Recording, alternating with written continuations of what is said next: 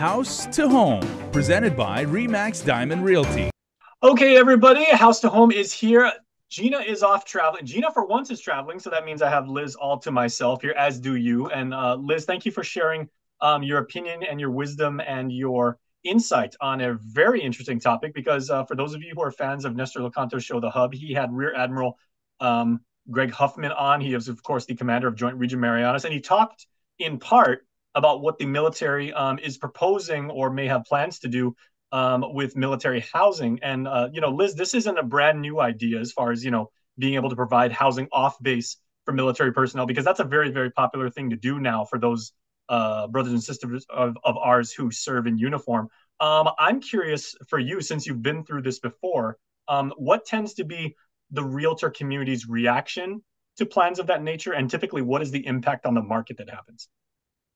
Well, right now, if the military actually built some new homes in the north and new homes in the southern area, and there are requirements for the military. If you come on island, some, depending on your rank, would have a choice whether to live off base or to live on base.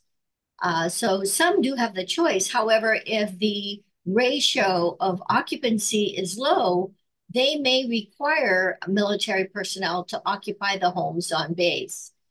So in terms of how does that affect us, of course, we do have many investors who have property off base that our target would be for military rentals, because the rentals for single right at this point is 2205. And if it's a family, it's 2450. If it's dual military, then of course it's double that. So a lot of I myself have rentals off base, and our target, of course, is military tenants.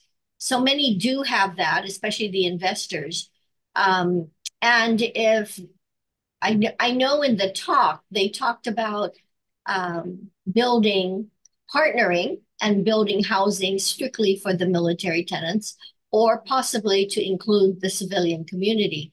More than likely, it'll probably be more the military, because there is a shortage. So that would help them solve that problem as the military buildup continues. So the So in advice theory, for that's a good thing us, for the local economy.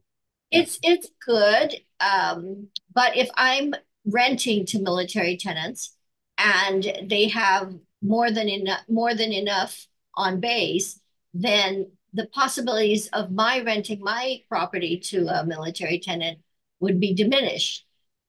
So I think for us, we should keep our units renovated and upgraded so that we can compete in the market. So maybe today your home may be in demand, but as time progresses and newer designs come out, newer homes come out, more spacious. If I had choices and I happened to relocate to Guam, my choice would be something new, something spacious. Square footage would be a factor, and of course, amenities within the immediate area. So, as an owner, you want to maintain your property to continue to attract, that particular market. So we do have different markets. We have the military market, we have the corporate market, we have Section 8 tenants, and then we have our local tenants who do not have subsidy. If you look at our inventory right now in terms of rentals, majority of them are in the 2200 and above bracket.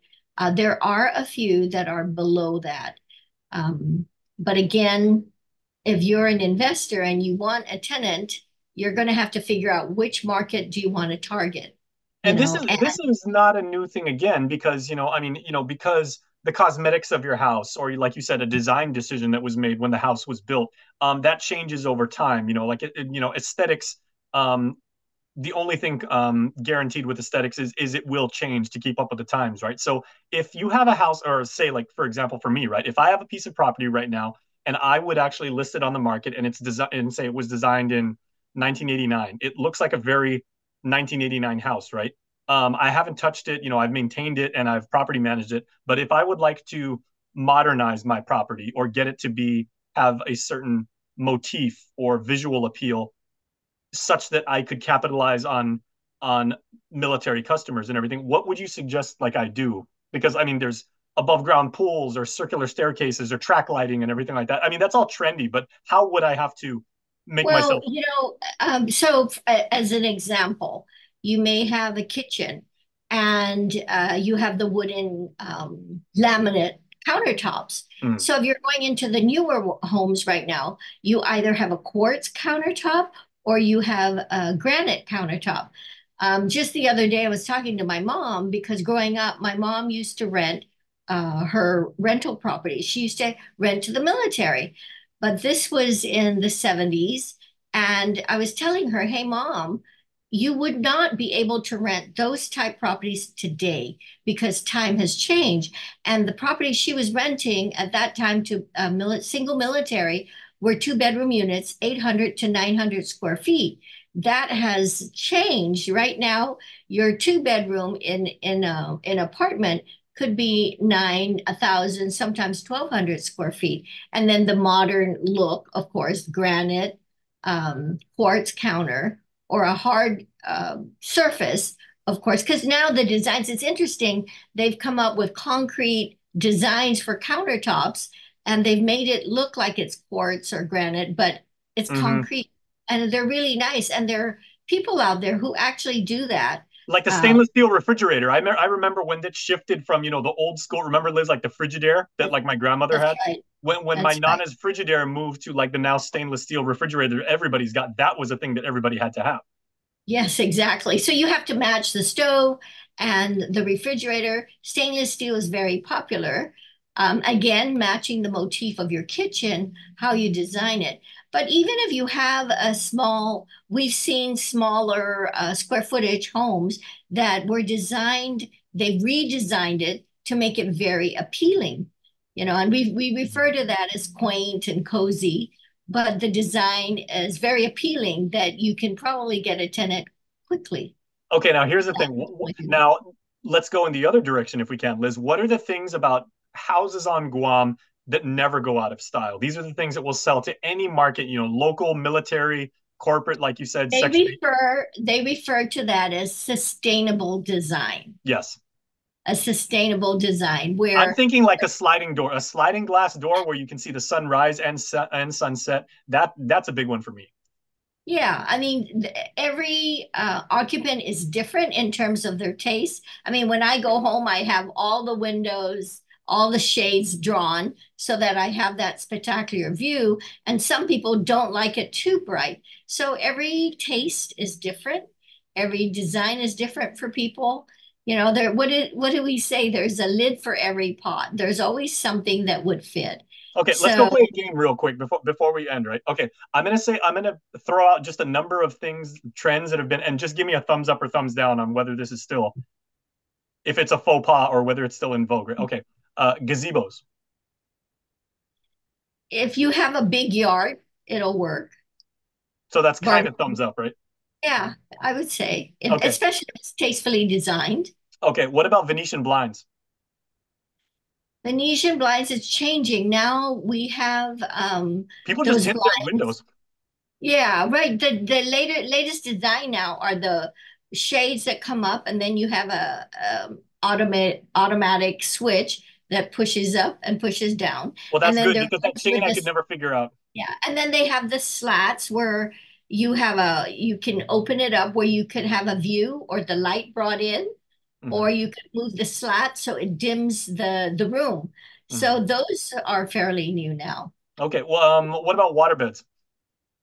Those are out.